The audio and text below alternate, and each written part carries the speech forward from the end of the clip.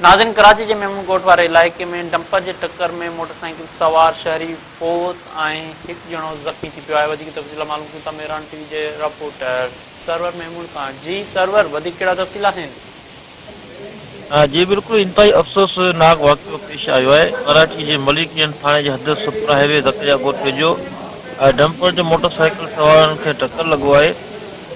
Dumper जो टक्कर लॻण सबबि गॾा बंदीचा स्टाफ जो रिवासी शाहिद अली तॾहिं ते फोत थियो आहे, जॾहिं त मोटरसाइकिल सवार ॿियो शहरी सोहेल अली जेको आहे सो सख़्तु ज़ख़्मी थी पियो आहे।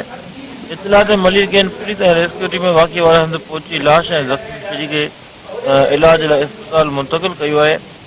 ॿिए तरफ़ पुलिस जेका आहे मलिकियन जी उन बर वक़्तु कार्रवाई अमल में हाणे हादसे जो जेको सबबु बणिजंदड़ ड्राइवर आहे उनखे डंपर समेत गिरफ़्तार करे वरितो आहे।